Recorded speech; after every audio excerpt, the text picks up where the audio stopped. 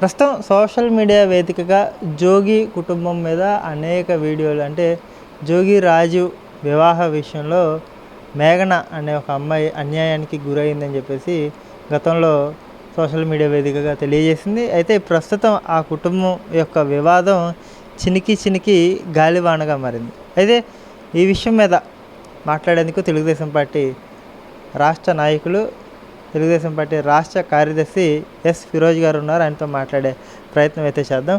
ఏమండి, పాపం వాళ్ళ ఇంట్లో వ్యక్తిగత సమస్యని సోషల్ మీడియాలో పెట్టి వైరల్ చేయడం ఎందుకు ఇలా చేస్తున్నారు? దీని వెనకాల ఉన్న నేపథ్యం ఏంటి? దీని వెనకాల తెలుగుదేశం పార్టీ ఏమన్నా ఉండి కుట్ర చేస్తుందా అంటే దీనికి సమాధానం మీరేం చెప్పుకొస్తారు?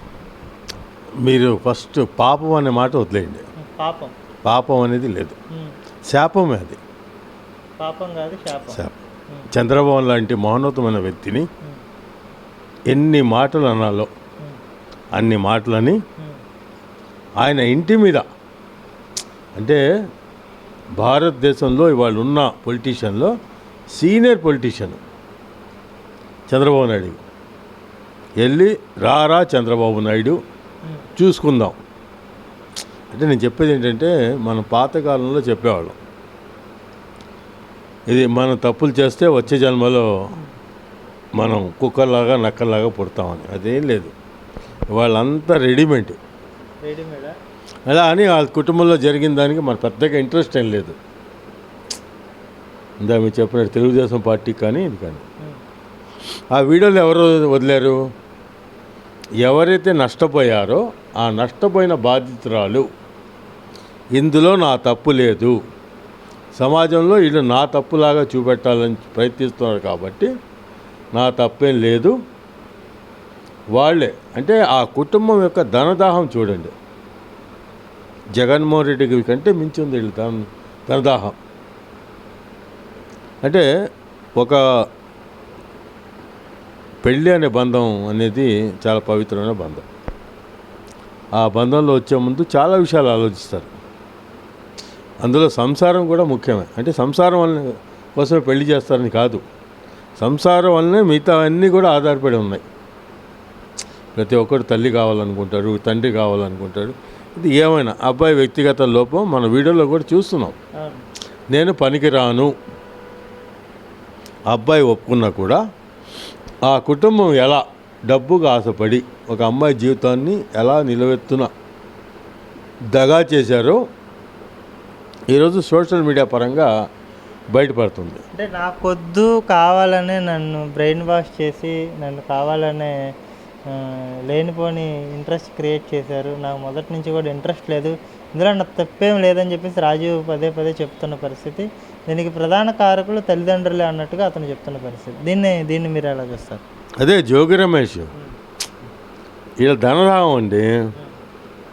చెప్పాను కదా మీకు, జగన్మోహన్ రెడ్డికి ధనదాహం, వాళ్ళ శిష్యులందరికీ కూడా ధనదాహం. వాళ్ళకు మానవ సంబంధాలు, వ్యక్తిత్వాలు, ప్రేమ అభిమానాలు ఇవేమీ ఉండవు. ప్రతిదీ కూడా డబ్బుతోనే ముడిపడి ఉంటుంది. అది కోడలైనా సరే ఎవరైనా సరే, అంత మించి వాళ్ళకు ఏం లేదు. ఇవాళ అమ్మాయి మీరు ఎంత డబ్బులు ఇచ్చినా అమ్మాయి పోయిన పరువు తిరిగి వస్తుందా? నీ కుటుంబం మీరు ఏ పార్టీ వాళ్ళో కొద్ది మందికే తెలుసు. ఏది ఈ ఇష్యూ అయ్యేంతవరకు. ఇష్యూ అయిన తర్వాత మీరేంటో ఈ రాష్ట్రానికి తెలుగు ప్రజలు ఎక్కడెక్కడ ఉన్నారో వాళ్ళందరికీ కూడా తెలిసిపోయింది. మీ వాస్తవ పరిస్థితి ఇది. మీరు ఈ డబ్బు కోసం ఏ గడ్డినైనా తింటారు, దానికి కుటుంబ సంబంధాలతో సంబంధం లేదు. ఈరోజు మన అమ్మాయి మా మేఘన ఇవాళ కూడా చూడండి, అమ్మాయిని కూర్చోబెట్టి ఏదో సెటిల్ చేసి ఏదో చేసి పంపించాలని ప్రయత్నం చేయటం లేదు. వాళ్ళు యాంటీసెప్టిక్ బెయిల్ కోసం తిరుగుతున్నారు. అంటే ఏంటి, ఈ వ్యవహారాన్ని కోర్టులో నానబెట్టి అమ్మాయి జీవితాన్ని 5-6 సంవత్సరాలు సంకనాకిచ్చారు. ఇవన్నీ కూడా ఇందాక మీరు మాట చెప్పారు, తెలుగుదేశం పార్టీకి ఇంట్రెస్ట్ అండి. నిజంగా మా నాయకుడు చంద్రబాబు నాయుడు గారు మానవత్వం ఉన్న మనిషి, మానవతావాది. కుటుంబ వ్యవహారం మనకెందుకులే అని చెప్పి ఇవాళ వరకు కూడా ఆ కుటుంబం జోలికి వెళ్ళలేదు. అమ్మాయి పెట్టిన సెక్షన్లకి డోరీ హరాస్మెంటు, అటెంప్ట్ మర్డరు, 420 ఎన్ని కేసులు ఉన్నా అన్ని కేసులు పెట్టింది అమ్మాయి. పెట్టింది. కానీ మేము అరెస్ట్ చేసామా? ఆ ఇంట్లో ఆడవాళ్ళు ఉన్నారు, పిల్లలు ఉన్నారు. అంటే మీకు తెలుసు ఆడవాళ్ళ విషయంలో బాబు గారు చాలా జాగ్రత్తగా. ఇప్పుడు మామూలుగా కుక్కలా వాగుతూ ఉన్నాడు పేరుని నాని. ఎవరిని అడ్డు పెట్టుకుని తప్పించుకున్నాడు? వాళ్ళ భార్యనే కదా. అంటే మా నాయకుడికి ఆ ఉద్దేశం లేదు, మాకు ఆ ఉద్దేశం లేదు. మేము రోడ్డు మీద పడి మేము డొల్లుతాం, మేము గెంతుతాం, మేము బట్టలు వేసుకుని తిరుగుతాం, మీరు మా గురించి మాట్లాడుతుంటే ఇది సమాజం. ఊరుకునే క్వశ్చనే లేదు.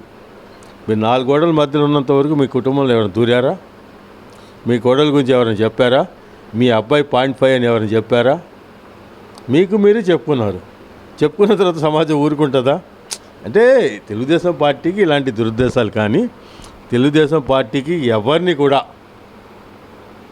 వ్యక్తిగతంగా హింస పెట్టాలని ఇది మీకు మాట చెప్తున్నాను నేను. చంద్రబాబు నాయుడు గారు కష్ట సాధింపు చర్యలు చేయరు, కానీ దీపం దగ్గర పురుగులాగా వీళ్ళే వచ్చి గుద్దుకొని వీళ్ళే అరెస్ట్ అవుతున్నారు. బాబు గారిని ఈ తెలుగుదేశం కార్యకర్తలు కూడా మేమంతా కూడా అనుకుంటాం, ఏంటి ఎందుకు వీళ్ళు మూసారు, వాళ్ళు మూసారు, ఇంకా వదులుతున్నారు ఏంటని. ఒక్కొక్కరిని చూడండి మీరు.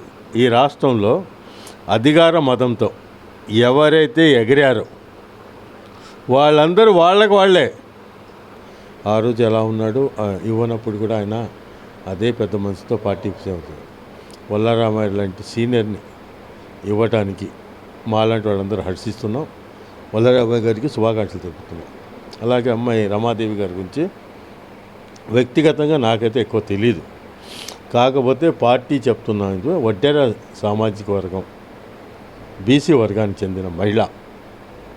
నాకు తెలిసి ఆ సామాజిక వర్గం నుంచి ఇప్పటివరకు ఎవరు కూడా నేను అనుకోవటం చట్టసభల్లో ప్రాతినిధ్యం లేదు. కాబట్టి అది 2 మహిళా కోటా ఫుల్ అవుద్ది, ప్లస్ బీసీ సామాజిక వర్గంలో ఉన్న సమాజ వర్గంలో ఒక అడుగు, అంటే అట్టగు స్థాయి, అంటే మరీ అంత ఇది లేకుండా అలాంటి అమ్మాయిని రమాదేవికి ఇవ్వటానికి అదే అంటే కార్యకర్తే ఆధినేత అని ఏదైతే లోకేష్ బాబు చెప్తున్నారో అంత ముందుకు కూడా చూసాం మనం. 2 క్లస్టర్ ఇన్ఛార్జు పాలిట్ బ్యూరోలో వచ్చారు, ఒక మండల అధ్యక్షురాలు పాలిట్ బ్యూరోలో వచ్చింది. ఇవాళ ఒక ఎమ్మెల్సీగా క్లస్టర్ ఇన్ఛార్జ్ వస్తుంది. అంటే ఇది కష్టపడే కార్యకర్తలకి, కష్టపడే వాళ్ళకి పార్టీలో ఎప్పుడు సముచిత స్థానం ఉంటుంది. ఆలస్యం అవ్వచ్చు, కానీ పక్కాగా అందరికీ న్యాయం చేస్తామని చెప్పి ఏ విధంగా అయితే లోకేష్ బాబు గారు కానీ చంద్రబాబు నాయుడు గారు కానీ ఈ విధంగా ముందుకెళ్తున్నారో దాన్ని మేము అందరూ కూడా హర్షిస్తున్నాం. పార్టీలో పదవులు రావాల్సిన చాలామంది ఉంటారు, కానీ ఇచ్చిన పదవుల్లో మాత్రం వీళ్ళు ఎలిజిబిలిటీ అని మాత్రం నమ్ముతున్నాం. డిఎస్సిలో అక్రమాలు చోటు చేసుకున్నాయి, దీని మీద చర్చ జరపాలి చట్టసభలో అని చెప్పేసి ఇప్పటికే బొత్స సత్యనారాయణ వైఎస్ఆర్సీపీ పెద్ద ఎత్తున ఉద్యమం చేస్తుంది. జంజీ ఉద్యమంతో ఇప్పటికే లోకేష్ రాజీనామాని డిమాండ్ చేస్తూ ఉన్నారు. దాని మీద చర్చ జరపండి అని చెప్పేసి అంటున్నారు. దానికి కూడా లోకేష్ సిద్ధం అంటున్నారు. కానీ ఈరోజు చర్చ జరపమంటే భయపడి పారిపోయి వెళ్ళిపోయారు అన్నట్టుగా కూడా బొత్స సత్యనారాయణ తాజాగా వ్యాఖ్యలు చేశారు. దీని మీద మీ రియాక్షన్ ఏంటి? బొత్స సత్యనారాయణ గారి గురించి పాపం ఎంత మాట్లాడినా చాలా పెద్ద నాయకుడు ఆయన.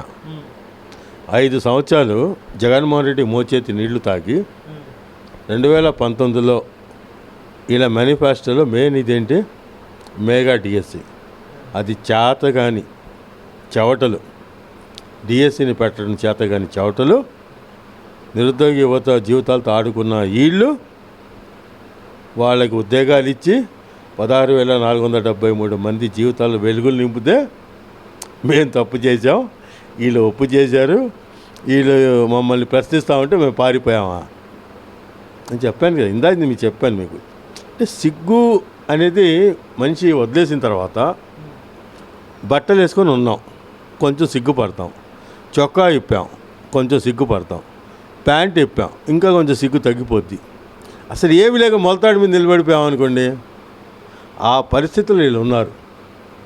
వీళ్ళు మొలతాడు మీద కూడా లేరు నాకు తెలిసి. డిఎస్సి గురించి కూడా మీరు ఇలా మాట్లాడుతూ ఉంటే పాపం ఆ డ్రైవర్ పిల్లలు, డైలీ కూలీ పిల్లలు, వాళ్ళ మనోవేదన మీకు అర్థం కావట్లేదా? ఎంత కష్టపడి వాళ్ళే. ఇదే ఎజెండా, ఇంకా వేరే సబ్జెక్ట్ లేకుండా ఇదే ఎజెండాతో. అవును, ఈ రాష్ట్రంలో ఎన్డీఏ ప్రభుత్వం తప్పే ఉందని నేను చూపెట్టాను అసెంబ్లీలో. అందుకే ఈ ఎజెండా మీద పనికిరాని ఎజెండా. ఇప్పుడు 16,473 మంది ఇళ్ళకి వెళ్ళమనండి. ఎవడైనా కొనుక్కునే పరిస్థితులు ఉన్నాడేమో చూడమనండి. మా నాయకులు వెళ్తానే ఉన్నారు. చాలామంది ఎమ్మెల్యేలు స్థానికంగా ఉన్న వాళ్ళ ఇళ్ళకి వెళ్తూ ఉంటే వాళ్ళు పడే వాళ్ళ కష్టం ఏ విధంగా సాధించారో తెలుగుదేశం ప్రభుత్వంలోనే అన్ని డిఎస్సీలు అన్నీ కూడా ఈరోజు దాదాపు ఉన్న ఉద్యోగులు 2 లక్షల మంది తెలుగుదేశం డిఎస్సీలోనే అపాయింట్ అయిన టీచర్లు ఈ రాష్ట్రంలో పనిచేస్తున్నారు. మీకు టీచర్లు అంటే మీకు విలువ లేదు, ఆ వ్యవస్థ మీద నమ్మకం లేదు. ఆ టీచర్లని సారా కొట్ల దగ్గర ఎలా కాపులా పెట్టారో మనం చూసాం కరోనా టైంలో. అలాంటి మీ నుంచి ఇంతకంటే ఆశిచ్చేది ఏమీ లేదు. మేము పారిపోయాం, ప్రభుత్వం పారిపోయింది, మా లోకేష్ బాబు పారిపోవటం అంటే నిజంగా ఒక విధంగా నవ్వు కూడా వస్తుంది. ఆయన పెద్దవాడిని అయిపోయాడు, నాకు చాలా చెప్పేవాడిని. బొచ్చ తెలుసు, కావాలంటే బొచ్చ మాట్లాడుతున్నాడు చూడండి, ముఖం మీద నెత్తు చిక్కలేదు. అంటే నేను తప్పు చేస్తున్నానని ఆయన తెలుసు. కాకపోతే అక్కడ ఉన్న ప్యాలెస్లో ఉన్న మహారాజా గారు, మీకు వేరే పనేం లేదు, పొద్దున్న వెళ్ళండి, మెగా డిఎస్సి, దగా డిఎస్సి, నారా లోకేష్ అని చెప్పండి, మధ్యాహ్నం హ్యాపీగా ఫుడ్ పెడతారు.